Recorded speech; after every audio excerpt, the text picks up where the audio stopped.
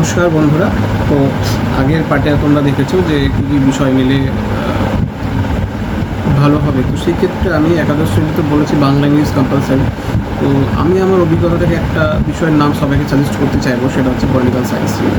দেখলাম political science একটা নতুন বিষয় হলে অনেক একটা ধারণা জন্মায় যে বিরাট কঠিন, বিরাট হ্যান ত্যান অনেক কিছু প্রশ্ন আছে। তো আমি সেই ক্ষেত্রে বলবো কোনোদিনই নয়। নতুন বিষয়টিকে যথেষ্ট তোমরা যদি পড়ো তাহলে সেটা যথেষ্টভাবে তোমরা উপভোগ করতে পারবে। অ্যান্ড সেকেন্ড ওয়ান হচ্ছে যে এই বিষয়টা নিয়ে আমি আগে ভিডিওতে বলেছি যে যেই বিষয়গুলো নিয়ে তোমরা কাজে লাগাতে পারবে, তো সেই বিষয়গুলো নিয়েও, এটা আমার ব্যক্তিগত অভিমত, আমি কিন্তু বারবার রিপিট করছি।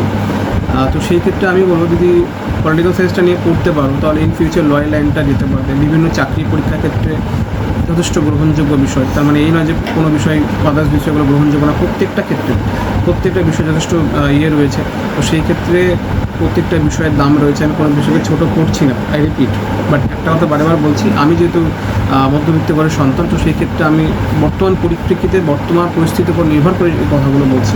তো সেই ক্ষেত্রে আমি একটা কথাই বলবো যে পলিটিক্যাল সায়েন্স বিষয়টা কিন্তু যথেষ্ট গ্রহণযোগ্য। তো তোমরা যদি ভাবছো যে কে বেস্ট অফ 5-এর মধ্যে কোন কোন সাবজেক্টগুলো নেবে, তো সে বা 6টা সাবজেক্টের মধ্যে বা 6টা বিষয়ের মধ্যে কোন কোন সাবজেক্টগুলো নেবে, তো সেই ক্ষেত্রে আমি তোমাদেরকে অনুরোধ করব যে বা সাজেস্ট করতে পারবো বা সাজেস্ট করব যে তোমরা রাষ্ট্রবিজ্ঞান বিষয়টিকে রাখতে পারো। কারণ এটা নতুন একটা টপিক, নতুন একটা বিষয়, পড়তে খুব ভালো লাগবে। রাজ্য রাজনীতি, সংবিধান সবই রয়েছে, বিভিন্ন দার্শনিকদের মতামত, মানে সব কিছু ইনক্লুডেড রয়েছে। তো সেই ক্ষেত্রে আমি বলবো এটা নতুন বিষয়, খুব ইন্টারেস্টিং ফ্যাক্টস রয়েছে, পড়তে সবারই খুব ভালো লাগবে, এটা আমার ব্যক্তিগত অভিমত বলছি।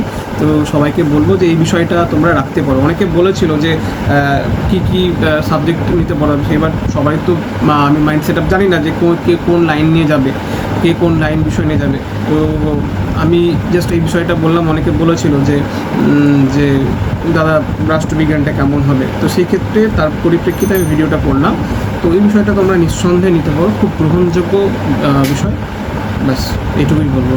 সবাই ভালো থেকো, সুস্থ থেকো, আর যারা নতুন চ্যানেলটাকে আবার সাবস্ক্রাইব করে দেবে। ধন্যবাদ।